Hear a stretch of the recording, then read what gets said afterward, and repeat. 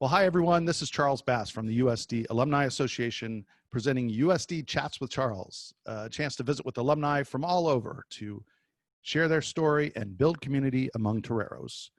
And today it's good to visit with Travis Bays from the class of 2003. Travis is the co-founder of Bodhi Surf and Yoga School. And I was going to write out a biography and description, but I think their website does it best. So in 2010, 4 friends from various corners of the world joined forces to create a responsible tourism company whose primary focus was to facilitate high-quality surf and yoga instruction within the relatively undeveloped confines of Bahia Ballena Uvita, Costa Rica.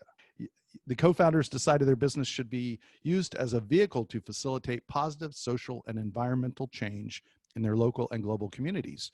And it's really evolved into the first and only B Corps certified surf and yoga camp in the world. Amazing. Travis, welcome and thanks for taking the time to chat. Thank you so much for having me, Charles. It's a pleasure to be here. And when you said alumni of 2003, that kind of scared me for a second. Time is passing so quickly. I know it seems like 2003 was just the other day, but I don't want to tell you how many years ago it was. So it's not in the 80s, which is when I graduated, and that's like ancient history. We didn't have Zoom then. You could Zoom in your car, but that was about it. So, well, Travis, the first question: how are you and your family doing? We are happy, we are healthy, and we are safe. We have a lovely small place that's situated in a very rural coastal community at the footsteps to a marine national park. We're surrounded by nature. We've got great people around us, and we're all building together right now. To be completely honest, things are great. No complaints. No complaints. Well, my blood pressure has gone down, and I feel more zen than I did 10 minutes ago, just hanging out with you a little bit. So, and I know you have family here in San Diego, so you know what's going on and with the surge in virus cases. And of course, the tourism industry worldwide has been just decimated. So how are things going in Costa Rica? Costa Rica has actually been an example of how to manage the pandemic. We've been highlighted by many organizations. Right now, just like every other country in the world, we have seen a spike in cases as we've opened up the economy. And what's happened with the tourism industry, specifically in Costa Rica, which represents a large amount of our GDP, is we call it the temporada cero, which means zero income. And so a lot of businesses have taken advantage of some of the government programs, flexibility with credit from state-owned banks.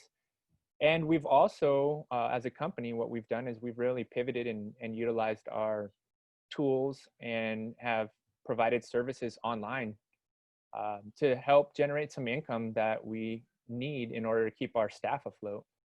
So I would say overall we're doing great. The playing field is changing, for everyone, and I think we just need to sit back, be patient. The hammer and the dance is the way that Costa Rica is actually dealing with this. We're opening and then we're closing, and then we're opening and then we're closing. Yeah, kind of the same here in San Diego. We just got word that we're closing again. We're just everybody's trying to do their best, I think, to figure out how to make things work. So what are some of the things you're doing to keep yourself busy? Well, about a year ago, I co-founded a community foundation called Somos. And so I've been focusing some of my energy into providing relief efforts. We were able to fundraise through the private sector here and feed people. So that was our initial reaction down here. And my initial energy was actually to do that before really looking at how do I take care of my business, because the business was set up in a way that we had some money to be able to sustain ourselves for about 3 months, cash flow. So it wasn't like, oh no, now I need to go figure out how to make money with Bodhi. It was like, all right, how do I take care of my community first? Mm-hmm. And so we did that. And then once the foundation was able to successfully start feeding families here that were in crisis, then I started refocusing my energies into Bodhi. And we created things like online yoga videos that we should have done years ago. My wife was able to develop about 40 of those within 2 months. I mean, it was nonstop. We also developed the travel voucher program so people can pay $500 and secure their space. And those are really flexible in the sense that if you do have to cancel because of COVID, your deposit is actually good until March 31st, 2022. Okay. We're able to do that because we're a small business, we're flexible. And we've also, a couple of interesting things that we developed. We developed an online cooking book, digital cooking book. And that actually, we were able to generate quite a bit of money from that. We have a nice fan base that's really committed to us. So just kind of looking at some of the projects, like many people have, that they had on their to-do list that they didn't get around to, and really honing in on that, and then saying to our network, here are some ways that we think we can be of value to you through these times. Let us know if you feel these are of value to you, and if they are, and you want to contribute economically, then go for it. We never put a price on anything. We just said here, suggested contribution $20, and some people would throw 500. Oh, wow. Yeah, so it was really awesome. How many employees do you have right now on site? So we had 10 on site because we did have a small international staff, and right now we have 6, including the owners. Okay. Yeah, full time. That's good. I just sort of started talking, but what about the beginning? How did you get the idea to get into the surf and yoga business?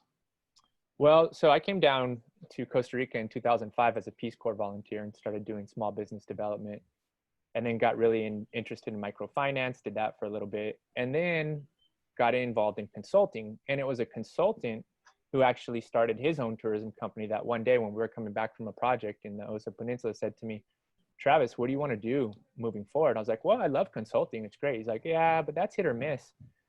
And I said, I don't know. I haven't really thought about that. I was quite young at that time. Still am, I guess.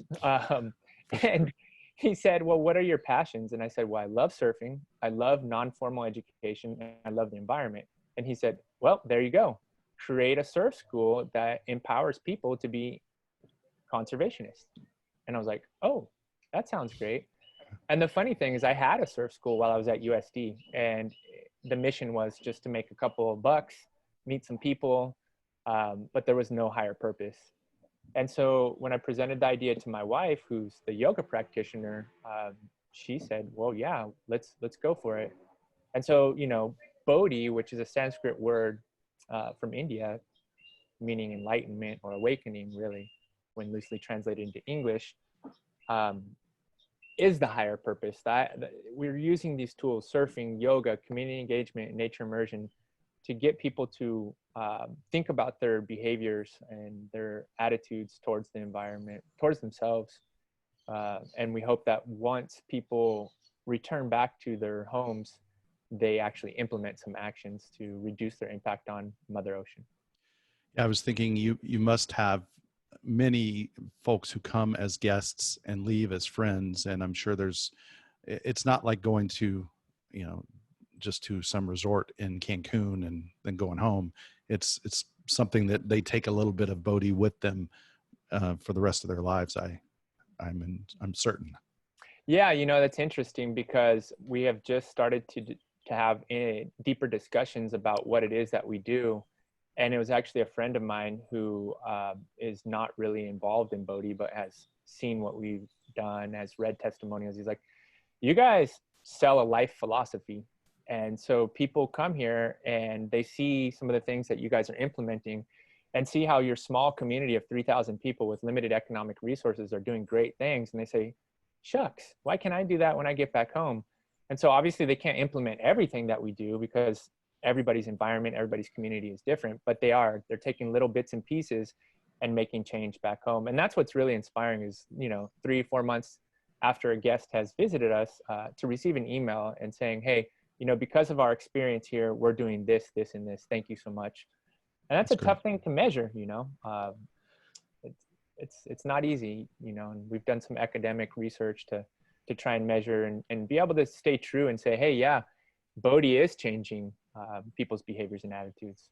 It's you know what, it makes me think you need an alumni director. So I just just want you to know I'm available. So you know, and you talk about community engagement, which of course is a hallmark here at USD. It's a hallmark of the experience. Were you involved in Casa, which it was called at the time when you were a student, and now it's the Mulvaney Center for Community Awareness and Social Action?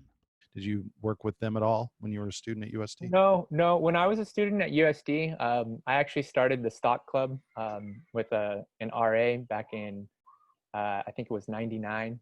And then I did get involved with the anthropology club. And then through National Scholastic Surfing Association, being on the surf team, we did service projects, but I wasn't involved with Casa. Yeah, it's you know, and I'm proud to say that community engagement is really a cornerstone of envisioning 2024, which is our new strategic plan. Let's talk a little bit about the documentary. You know, tell the story of the documentary. So the filmmaker, Jazine, she, um, well, her parents came down for, I think it was their 25th wedding anniversary. And when they went back home to Canada, she saw some changes in their behaviors and attitudes with respect to the environment. And she asked her parents, like, whoa, what happened? And so they suggested that she get in contact with me to potentially do an internship. And so she called me and I was like, yeah, come on down. She was a graphic designer, film, you know, was her thing.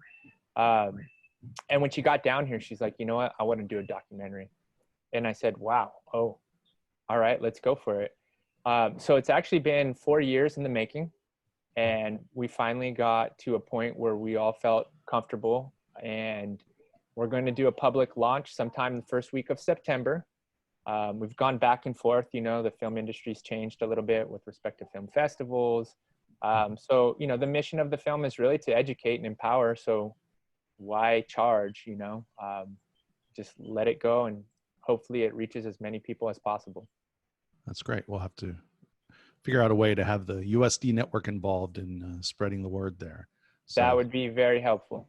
We have lots of connections in the film industry too, so maybe there's some good things there. It's funny because with Zoom nowadays, everybody has these virtual backgrounds. It looks like you have a virtual background, but yours is what people have, and yours is really your background. It looks like you're in the jungle there. It's real. Yeah, that's fantastic. So one thing that came up in the film and that has been on my mind too, you and your wife live and work at Bodhi, and that's your whole family is there and you're there all the time. And you know, in the COVID-19 era, folks are learning that, you know, 24 hours a day with your spouse or significant other can sometimes be a challenge. So how do you deal with that? How are you dealing with that? Wow, Charles, hitting a soft spot there. Yeah, that's a great question. And I don't know if I have the answer. I'm, you know, just like anybody else, I'm doing my best.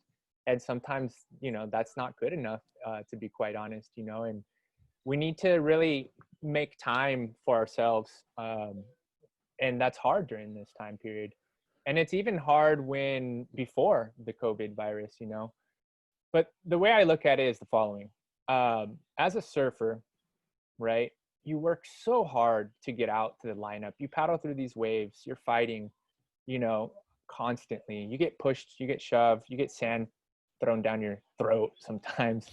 You learn to hold your breath, though. You learn to smile while you paddle. And you get out there, and all you do is wait. And you wait and you wait. So patience is a virtue of surfers. And it's something that, you know, when push comes to shove, I just go, oh, I'm just waiting for that wave, you know, be patient. And the key, Charles, I think is, and I don't do this enough, I'll be honest, I'm very transparent, is to smile while you paddle. And that's a metaphor for life, right? You know, smile when the challenges come. It makes life easier. You're right there. It does. It just that physical act it doesn't just stay in your mouth. It goes, you know, it spreads throughout your body. That's great. Okay, Travis, I have a friend. He's slightly out of shape. He's tried yoga once in his life and he's never surfed. But my friend really wants to try this whole experience. So what should I tell my friend that would convince him to go to Bodhi? Great question. Well, first and foremost, at the end of the month, we are going to have the best of Bodhi. It's going to be a 3-day event.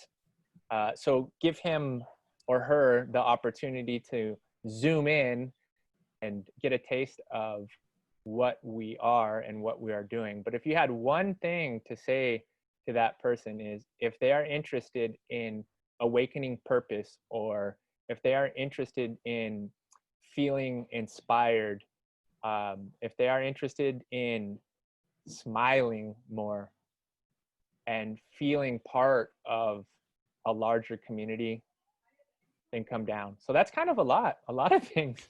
I All right. can't just say one. When I see my friend, maybe when I look in the mirror, I will I will say all that, and I'll remember to smile. That's so critical. It's hard to say this right now, but what's next on the horizon for Bodhi? So we were just on a call this morning with a friend of ours who also does our web work. And we were talking about how we've learned that because we sell a life philosophy, that we really need to look a little bit more at building those services into our pre-trip experience. So before you even come, you should be having an experience with us. And then you get here and it's the icing on the cake. And then actually when you get home, there needs to be another experience to help people continue to create positive change in their life. So we're looking at ways to really deliver our services pre-trip and post-visit. And most of it's going to be online. We're not looking at expanding. We're small. Small is beautiful. E.F. Shoemaker, great economist back in the day. I think chapter 7, Buddhist economics. If you haven't read it, go for it. Dive in head first. Yeah, so just to keep on developing the model, sharing it with others too, and hoping that others do it better than us and we can learn from them and then do it better than them. And this great cycle of spinning in control, not out of control. Right. Yeah. It's in a sense, it's like going on a study abroad program. You might have a class or two about the Italian Renaissance, and then you go and see art in the museums, and then you come home and you talk about it. So it's, and I would imagine going to Bodhi is a bit of a study abroad program, not as much a grade involved, but just a life-changing experience for sure.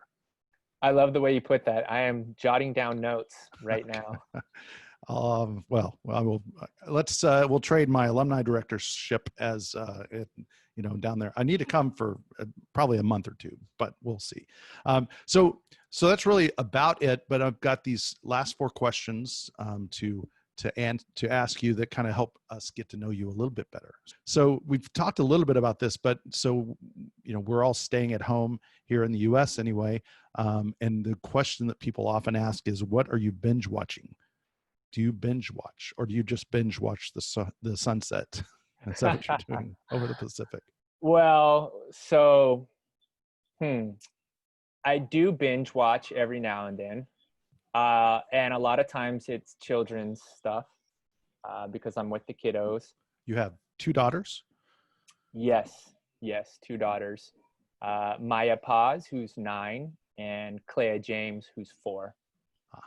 And we've been waking up every morning, almost every morning, because the beaches are open from 5 to 9:30 now. About 5 o'clock in the morning and hitting the beach for a couple hours and then coming home and doing the homeschooling stuff. So binging on them. That's awesome. That's far better than Tiger King or any of the craziness up here. You got to find a balance though. That's true. All right. Well, I think you might have mentioned it, but there might be another one. Can you name a book or movie that inspired you, and why? Oh yeah, most definitely. The book is Economics as If People Mattered. Well, Small is Beautiful, Economics as If People Mattered by E.F. Shoemaker. It's a great book. Just to kind of rethink things. And this is a book that was written in the 70s. And a movie, that's a tough one, to be honest. I'm gonna have to pass. There was an or in there, so you could okay. You could ask. Yeah. All right. So, all right, you're in Costa Rica at the moment. You've talked about I've seen a link to your cookbook. Looks great. I'm going to try and have some Costa Rican food tonight, maybe via the cookbook. But you're getting on a plane at some point and you're flying and you land at Lindbergh Field. You get out. What is your go-to meal?